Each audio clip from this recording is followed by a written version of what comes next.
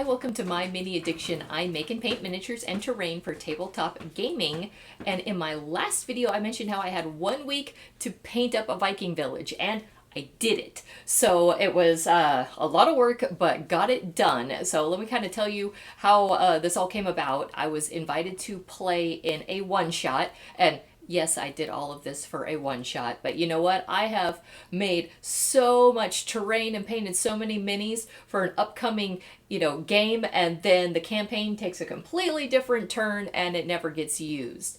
But it might in the future. So now I have a Viking village. Well, at least part of one.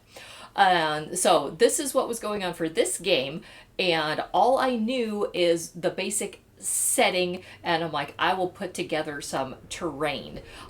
So this was from a Kickstarter, Ian Lovecraft's Viking Saga, and I hadn't printed up anything until just a few weeks ago. And so I got some of that, the house is done, a well and a few little gates and a watchtower. So got a handful of things done, not knowing anything about, the setup for the village or anything. But what was so funny as our DM came over and then started setting up the game. I had all these buildings kind of out going, here's stuff you can use.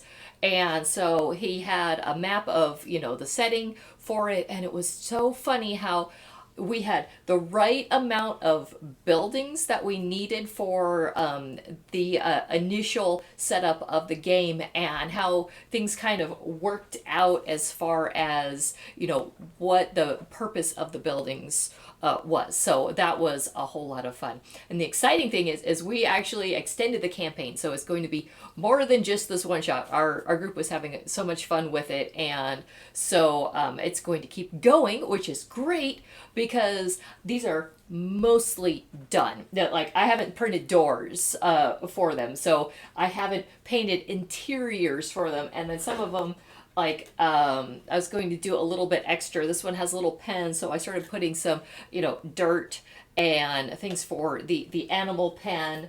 Like for the well, it has, the regular well part, but then it had this other little pit here. So have been adding some resin there to look like there's some water. So there's a lot of extra little details that I want to do in addition to going through and finishing the interiors and the doors.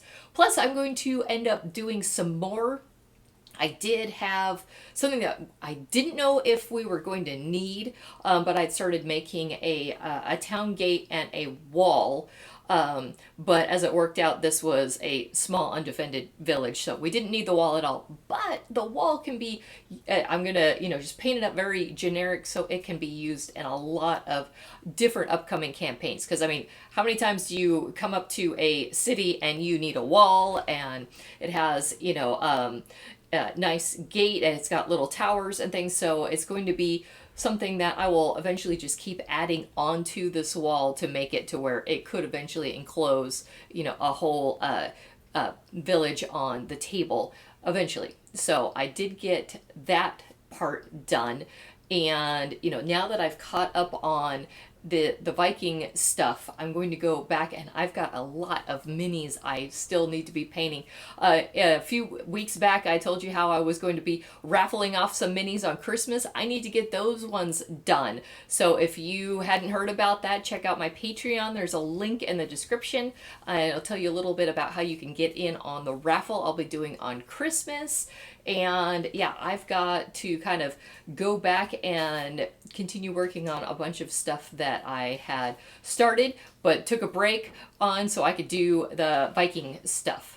So anyway, I hope you guys have subscribed so you can see what I've got coming in the future. I'll keep you updated on things I keep adding to the village. It's going to be a few more weeks before we continue with this campaign, so I will see what else I can get done for that. And in the meantime, yeah, I hope you guys have some fun games that you're playing over the holidays, and I look forward to showing you guys what I've got coming up next. See you next time.